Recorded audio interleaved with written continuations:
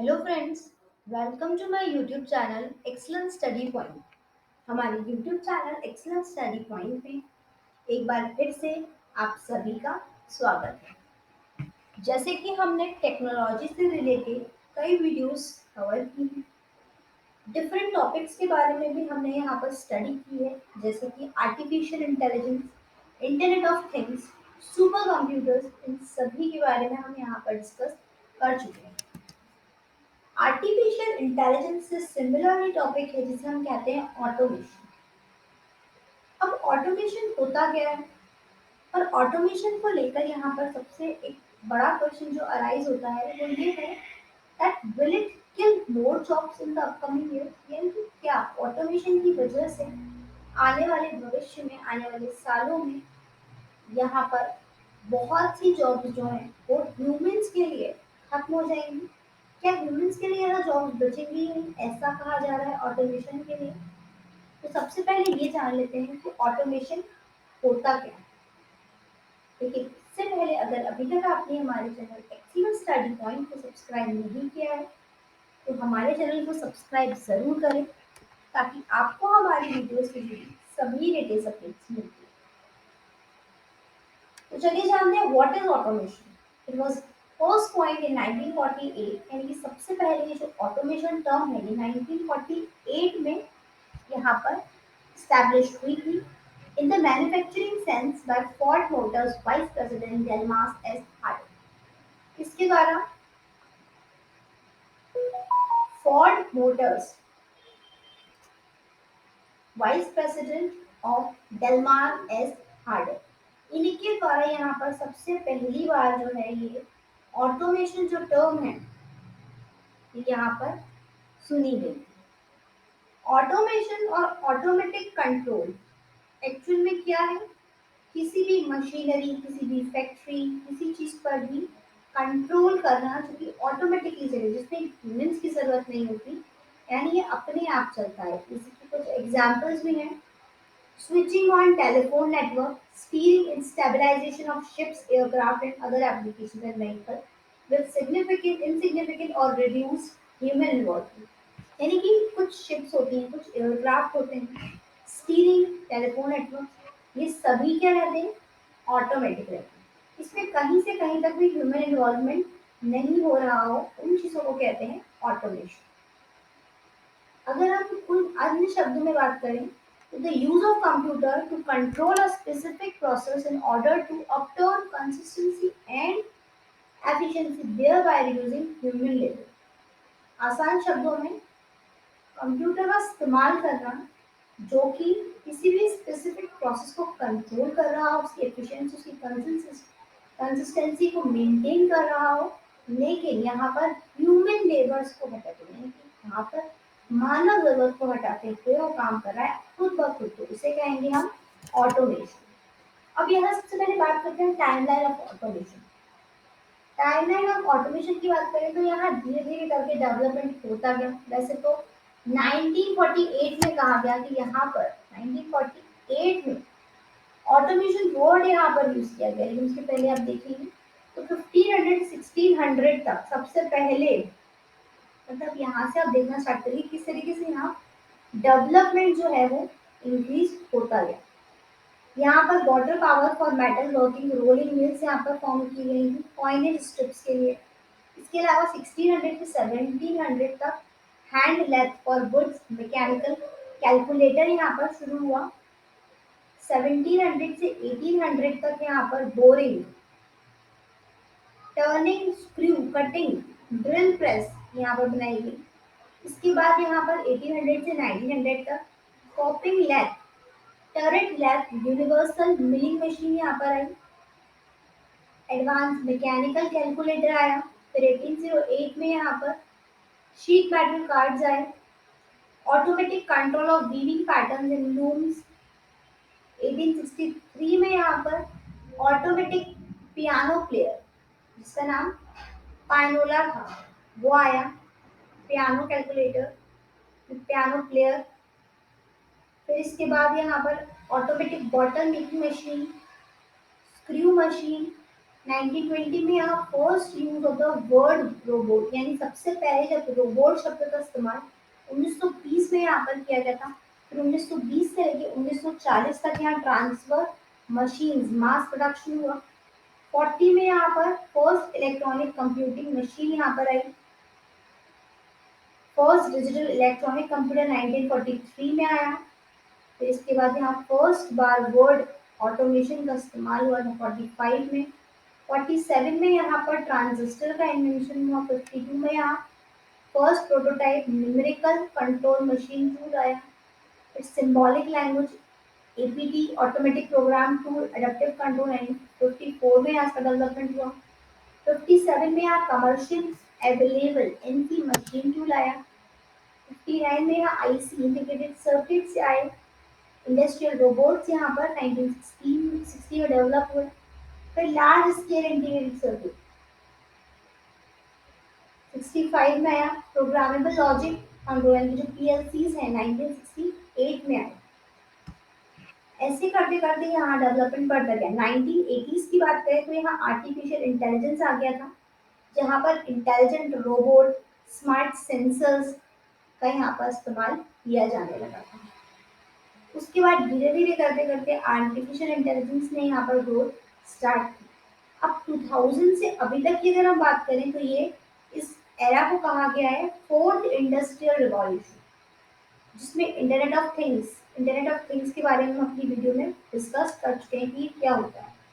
Wearable devices, personal and professional robots, robotics, manufacturing to service, even the primary sectors of the economy, big data.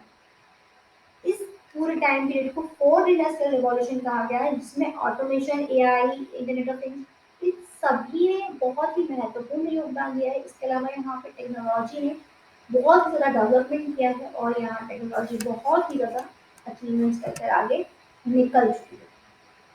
अब यहाँ automation के क्या क्या advantages हैं, तो it can replace hard work, physical and monotonous work, यानी कि जो मुश्किल काम था उसको यहाँ कंप्लीटली रिप्लेस कर दिया है।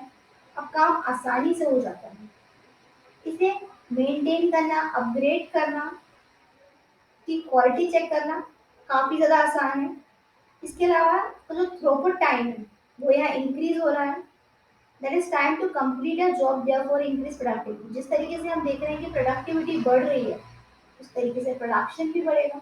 उसको बढ़ाने के लिए यहाँ पर इसका यूज़ किया गया है। इसके अलावा जैसे कि क्वालिटी इंप्रूव हो रही है, तो यहाँ ह्यूमंस को रिप्लेस कर दिया है मशीन ने। अब जब ह्यूमंस को रिप्लेस कर दिया है तो यहाँ एरर होने की भी संभावना कम है। यहाँ पर रिलायबिलिटी भी बढ़ रही है। इसके अलावा यहाँ पर जो स्पीड है प्रोडक्शन की, ये भी इंक्रीज हो रही है। एडवांस टेक्नोलॉजी पर हम वर्क कर रहे हैं तो हमें बेटर प्रोडक्शन टाइम मिल रहा है, बेटर आउटपुट मिल रहा है कि यहाँ पर मशीन वर्क कर रही है। सबसे बड़ी चीज़ कि ये हमारा टाइम सेव कर रही है, सेव लॉन्ग टर्म कॉस्ट नहीं कर रही है, पुअर क्वालिटी नहीं दे रही। पर जब यहाँ ह्यूमंस करते हैं तो कई बार क्वालिटी भी पुअर दे देती है और यहाँ टाइम भी बहुत ज़्यादा कंज्यूम हो जाता है। फ्लेक्सिबल बहुत है। In the job where there is a requirement of hard physical monotonous work or dangerous environment, यानी किसी भी environment में जैसे कि फायर है, स्पेस है, वॉल्केनो है, न्यूक्लियर फैसिलिटीज, अंडर वाटर, इन सभी में जहाँ पर इस्तेमाल होना था ह्यूमंस का, उन सभी डेंजरस चीज़ों को रिप्लेस कर दिया है यहाँ पर ऑटोमेशन। कुछ टास्क जो कि ह्यूमंस करते थे, वेट, स्पीड, हैवी मशीन्स को लेकर, वो सभी कुछ अब मशीन्स खुद कर रही हैं।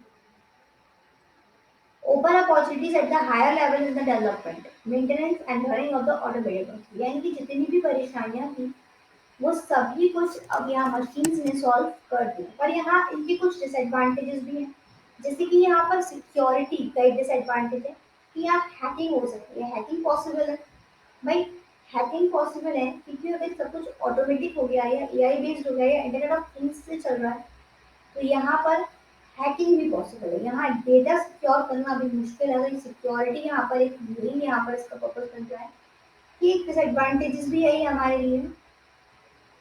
इसके अलावा अनएम्प्लॉयमेंट को बहुत ज़्यादा इंक्रीज कर रहा है, क्योंकि अगर देखा जाए यूएसए में तो 6% से भी ज़्यादा यहाँ पर जो पीपल्स हैं उन्हें उनकी जॉब्स को रिप्लेस कर दिया है किसने, machines में. Initial cost during the research and development may sometimes exceed the cost saved by automating the process. यानी कि कई बार यहाँ कॉस्ट भी बढ़ रही है क्योंकि मशीन्स जो है वो भी काफी कॉस्ट इफेक्टिव हो गई हैं. The initial capital requirement is very high and the common peoples can't afford it. अब यहाँ एक साधारण मशीन, सॉरी एक साधारण पीपल जो है वो इन मशीन्स को अफोर्ड नहीं कर सकता क्योंकि काफी ज्यादा एक्सपेंसिव होती है. तो how can they work on it, कैसे वो इस पर वर्क कर पाएगा जब वो उसे अफोर्ड ही नहीं कर सकता. या ह्यूमन लेबर्स की जो डिमांड है काफी ज्यादा कम हो रही है मशीन्स की वजह से. इंटेलिजेंट रोबोट्स आ गए हैं जॉब्स में, तो अब यहाँ पर ह्यूमंस को कौन रखेगा. In China some custom officers are now robots. China में, जापान में आप देखेंगे कि यहाँ पर जो कस्टम ऑफिसर्स हैं वो रोबोट हैं. तो अब बताइए अब यहाँ ह्यूमन नीड रह ही कहाँ गई. Automated technology falling into hands of the terror group. अब ऑटोमेटेड टेक्नोलॉजीज तो अच्छी है हमारे यूज के लिए, लेकिन यहाँ पर ये टेरर ग्रुप के भी हाथ में है. तो अगर ये टेरर ग्रुप के हाथ में आ गई तो इसका गलत इस्तेमाल भी किया जा सकता है. और गलत इस्तेमाल अगर इसका होगा तो ये ह्यूमैनिटी के लिए काफी ज्यादा हार्मफुल बन जाएगी. अब इसके एप्लीकेशंस कहाँ कहाँ है, तो हर जगह आजकल इसके एप्लीकेशंस हमें देखने के लिए मिलते हैं. जैसे कि मैन्युफैक्चरिंग सेक्टर है, हेल्थ सेक्टर में कई ऐसे इक्विपमेंट्स हैं जो कि ऑटोमेटेड हो गए हैं. एजुकेशन में हम देखते हैं कि फॉरेन कंट्रीज में बड़ी बड़ी यूनिवर्सिटीज जो हैं यहाँ पर ह्यूमन रोबोट्स जो हैं वो यहाँ टीचिंग प्रोवाइड कर रहे हैं. विमेन्स एंड चिल्ड्रंस यानी कि यहाँ कुछ एजुकेशन सिस्टम को चेंज करने के लिए, वुमेन एम्पावरमेंट बनाने के लिए, उसके लिए भी यहाँ ऑटोमेशन का यूज किया गया है. करप्शन में करप्शन ना हो इसके लिए यहाँ पर कुछ ऑटोमेशन का यूज किया गया है. ऑटोमेटेड स्टोर्स, ऑटोमेटेड माइनिंग यानी कि खदानों में भी इसका यूज किया गया है. इसके अलावा हाईवे सिस्टम में हम देखते हैं कि कई बार टोल टैक्स लेने के लिए भी यहाँ ऑटोमेशन यूज हो रहा है. इसके अलावा कई जगह हम हाईवेज पे भी इस चीज को देखते हैं. आईटी ऑटोमेशन, तो हर सेक्टर में हम देखें एआई का, रोबोट्स का, रोबोटिक्स का, ऑटोमेशन का इस्तेमाल किया जा रहा है. एक्चुअली ऑटोमेशन है क्या. ऑटोमेशन सिंपली वो है जो विदाउट ह्यूमन नीड्स के चल रहा है. अब यहाँ ह्यूमन इन्वॉल्वमेंट है नहीं, but sometime it is very risky. For example एक एरोप्लेन था अभी फ्रांस का, तो यहाँ पर वो ऑटोमेटिक था, ऑटोमेशन यहाँ पर उसमें था, लेकिन यहाँ पर उसमें कुछ प्रॉब्लम आ गई थी, डिस्टर्बेंस हो गया था जिसकी वजह से शायद उसमें उसकी प्रॉब्लम्स को पायलट सॉल्व नहीं कर पाया. पायलट सॉल्व कैसे कर पाएगा जब वो ऑटोमेटिक है. तो यहाँ पर कुछ ऐसी प्रॉब्लम्स भी अराइज हो जाती हैं. ऑटोमेशन बढ़िया है, हम ये नहीं कह सकते, इसे ये कहकर इसे खराब नहीं कह सकते कि वो ह्यूमंस की जॉब को रिप्लेस कर रहा है. सिर्फ ये कहकर हम टेक्नोलॉजी को बैड नहीं कह सकते, बुरा नहीं कह सकते.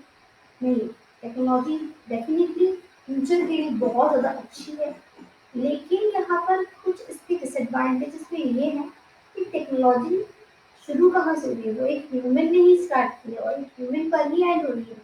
तो वो अगर उसमें किसी तरह की कोई प्रॉब्लम आ जाती है तो उसे आइडेंटिफाई भी ह्यूमन ही करेगा. तो उसके लेवल तक कई बार वो नहीं पहुंच पाता, क्योंकि अगर ऑटोमेटिक प्लेन चल रहा है तो वो पायलट भी उसकी प्रॉब्लम को कवर नहीं कर पाता. तो ये डिसएडवांटेजेस भी है हमारे लिए. तो हम ये कह सकते हैं कि every coin has two sides, one is positive and the other one is negative. हर सिक्के के दो पहलू जरूर होते हैं, एक अगर पॉजिटिव है तो दूसरा नेगेटिव भी है, हमारे लिए कुछ डिसएडवांटेजेस भी लेकर आता है. ये ऑटोमेशन है. हमारी सोसाइटी में इसकी बहुत सारे ब्रॉड एप्लीकेशन हैं. हर फील्ड में देखें तो यहाँ पर कुछ न्यू चैलेंजेस भी है जो कि ऑटोमेशन लेकर आता है. जैसे कि safety and security of data. अब यहाँ पर सबसे बड़ी नेसेसिटी हमारी ये है कि हमारा डेटा सिक्योर रहे, सेफ रहे.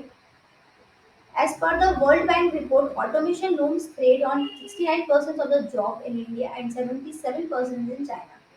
अब अगर हम वर्ल्ड बैंक रिपोर्ट की बात कर रहे हैं तो ऑटोमेशन में 69% जॉब्स इंडिया में रह गए हैं और 77% जॉब्स रह गए हैं चाइना में. As per reports by HR, Hong Kong, 60% of the global workforce may get displaced in future by the automation and artificial. यानी कि यहाँ पर HR हांगकांग की रिपोर्ट के द्वारा 60% ग्लोबल वर्कफोर्स जो है वो डिस्प्लेस कर दी जाएगी भविष्य में ऑटोमेशन और आर्टिफिशियल इंटेलिजेंस की वजह से। The threat to privacy, which is evident from the recent hacking of debit cards, यानी यहाँ एक सबसे बड़ी समस्या यही है कि यहाँ हैकिंग, जैसे कि अभी आपने सुना होगा हैकिंग ऑफ डेबिट कार्ड्स भी होता है। वो ओटीपी के लिए आपसे पूछते हैं जो आपको नहीं बताना चाहिए। तो यहाँ इस तरह का थ्रेट भी पाया जाता है कि यहाँ हैकिंग भी एक समस्या है। आपका डेटा कंप्लीटली सिक्योर नहीं है। Regulation of these new technologies, the textile sector, which used to employ 40 workers for an investment of 1 crore, now employs only 25 workers rupees 1 crore. यानी कि अब टेक्सटाइल सेक्टर में आप देख लीजिए, जहाँ 1 करोड़ के इन्वेस्टमेंट में लोग 40 वर्कर्स रखा करते थे, अब वो सिर्फ 25 वर्कर्स रखेंगे। क्यों? क्यों रखेंगे वो? क्योंकि यहाँ मशीन उनका काम कर रही है। तो ये रिपोर्ट जारी की थी tax process and Ernst and Young report द्वारा ये बताया गया। यहाँ अनएम्प्लॉयमेंट तो डेफिनेटली बढ़ ही रहा है। जैसे जैसे स्किल एंड टेक्नोलॉजीज तेजी से बढ़ रही है, अनएम्प्लॉयमेंट को भी ये बढ़ा रहे हैं। Modern cyber criminals who remain invisible and cause pain to millions by direct और इनडायरेक्ट क्रिमिनलिटी। अब यहाँ जो साइबर क्रिमिनल्स हैं वो भी कई बार इनविजिबल रहेंगे क्योंकि वो भी इसका यूज कर रहे हैं ऑटोमेशन टेक्नोलॉजी का। तो वही कि टेरर हैंड में अगर ये चली गई तो इसका गलत इस्तेमाल किया जा सकता है। It has become a tool for the terror group to spread their propaganda and attract young youth. अगर ये टेरर ग्रुप के हाथ लग जाती है तो ये यंग जनरेशन को, यंग यूथ को अपनी तरफ अट्रैक्ट कर सकते हैं, जैसे कि फेसबुक, ट्विटर, इन सभी सोशल मीडिया प्लेटफॉर्म से ये गलत शिक्षा भी लोगों को दे सकते हैं। और recent emerging thread is about the trust on machines. Recent elections where EVMs were used led to some people speculating that they have been compromised. Therefore, they may sometimes cause administrative challenges of the sort. यानी एक सबसे बड़ा threat तो ये है कि trust on machine. आपको machines पर विश्वास भी रखना होगा, तभी तो टेक्नोलॉजी वर्क करेगी। जैसे कि अभी आप कह सकते हैं कि जब इलेक्शन होते हैं तो यहाँ ईवीएम मशीन का इस्तेमाल किया जाता है। हर जगह आजकल ईवीएम मशीन का इस्तेमाल किया जा रहा है। और ईवीएम मशीन का सबसे ज़्यादा प्रोडक्शन इंडिया में कहाँ होता है? तो भारत इलेक्ट्रॉनिक्स लिमिटेड, ये इंडिया में सबसे ज़्यादा ईवीएम मशीन का प्रोडक्शन करने वाली पीएसयू कंपनी है। तो यहाँ पर कई लोगों को ईवीएम मशीन्स पर विश्वास नहीं होता। ये कहते हैं कि यहाँ पर जो ईवीएम मशीन्स हैं वो करप्ट हैं, या वो डैमेज हैं, या वो गलत रिपोर्ट देती हैं। तो सबसे पहला ट्रेड तो ये है कि आप मशीन्स पर विश्वास ही नहीं कर पाएंगे।